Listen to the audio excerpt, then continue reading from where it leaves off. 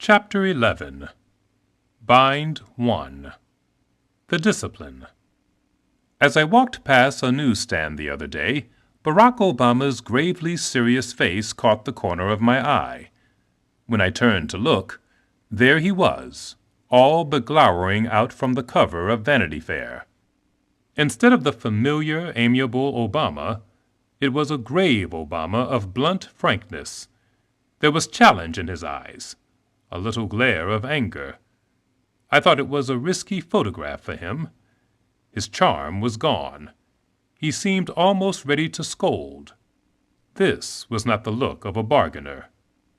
Then I stepped closer and saw the word Africa etched in huge translucent letters across the bottom half of the cover. The translucence of the letters, you could see the wrinkles in Obama's white shirt through them, made it easy to miss the word from a distance. But once the word Africa was in focus, Obama was instantly a bargainer again. That entire issue of Vanity Fair was devoted to Africa. In the context of modern Africa, the world's most tragic continent, a little glare of anger is hardly a challenge. He could have gotten away with more. Discipline is the muscle that enables the masks of both bargaining and challenging to work. And before I understood the context of the photograph, it looked as if Obama's discipline might have lapsed, as if he had failed to keep at bay some impulse within himself to challenge. Discipline is simply the self-suppression that keeps out of sight those unruly parts of the self that might otherwise leap out and put the lie to the mask. When Obama is among only blacks, he might relax his discipline a bit and let a little challenging show. This is what he was doing in high school with his black friend Ray when he was throwing around the words, white folks.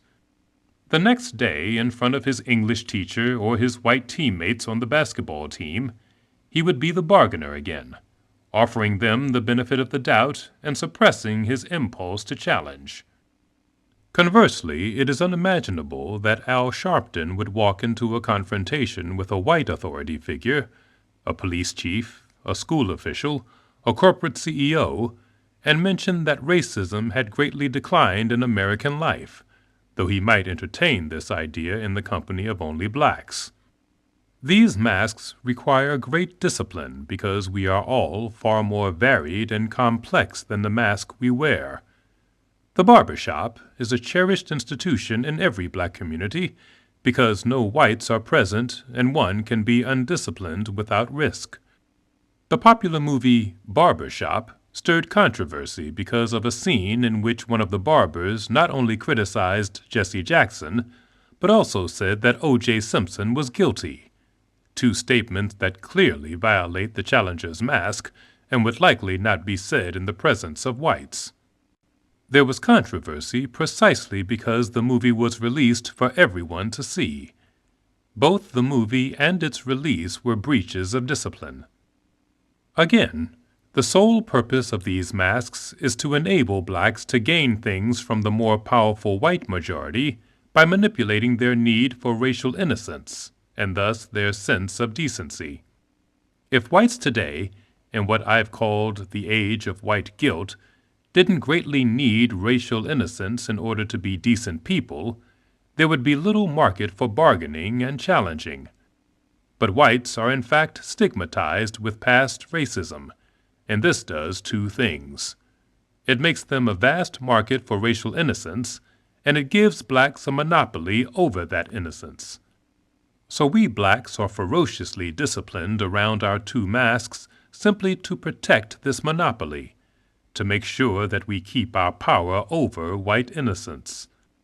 We believe, as only a formerly oppressed people can believe, that our control over white innocence, our power to grant it or withhold it, is the greatest power we have in America. And at the heart of this discipline there is one sacrosanct admonition. Whether bargaining or challenging, you must never, ever concede that only black responsibility can truly lift blacks into parity with whites. Black responsibility is verboten, because it snuffs out the market for white innocence. If blacks should be responsible for their own uplift, then it is not racist for whites to expect them to do so. Black poverty and suffering are no longer automatically tied to white racism, because black uplift is dependent on what blacks do, not on what whites do. Now clear of the racist stigma, whites don't need to trade for their innocence with blacks. Whites can be racially moral people on their own terms, and we blacks then lose what we believe to be our greatest power in American life, our monopoly over white innocence, our power to set the terms of white decency. So the first discipline of both bargainers and challengers is to deny in every way that black responsibility is by far the greatest, if not the only, transformative power available to blacks. Without this discipline, without the capacity to completely suppress this truth, both masks are defeated. If bargainers cannot vet whites with innocence, then there is no bargaining. And if challengers cannot withhold innocence from whites, then there is no leverage with which to challenge.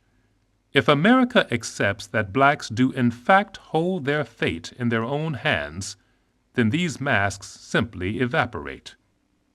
And here is the pathos of American race relations. Obviously, black responsibility is the greatest, if not the only, transformative power available to blacks. How could it be otherwise? Just because we were oppressed, it does not follow that there is a force other than our own assumption of responsibility, our own agency, that will lift us up.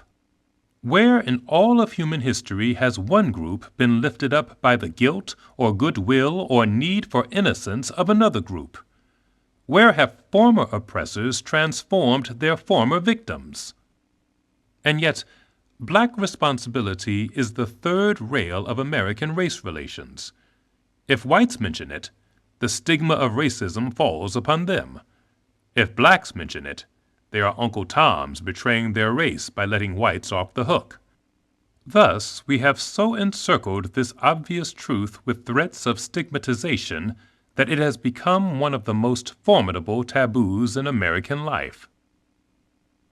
Suppose Oprah Winfrey suddenly presented a series of programs making the point that individual responsibility was the greatest power available to Black America. Suppose she argued that this was the only power that could truly enable blacks to overcome the myriad problems we face: the deterioration of the black family far past the point of crisis, an achievement gap that extends even into the black middle class, a black subculture of gangs, drugs, and violence, a 70% illegitimacy rate, and so on. Suppose she announced that racism, while still a nuisance, had receded to the point where individual responsibility could at last pay off for blacks, and could now become the main engine of group advancement. She might offer the caveat that others could be helpful, but only if they never took over responsibility from blacks. She could also say that America owed blacks scrupulous fairness, freedom from discrimination, and equal treatment under the law. But then, to reinforce her main theme, suppose she said that we blacks, like free peoples everywhere, should be entirely responsible for our uplift, whether or not help or even fairness came from others. After all, it was our assumption of responsibility that made the civil rights movement successful. What would be the likely consequence for Oprah Winfrey, one of the greatest bargainers of all time, were she to go down this road?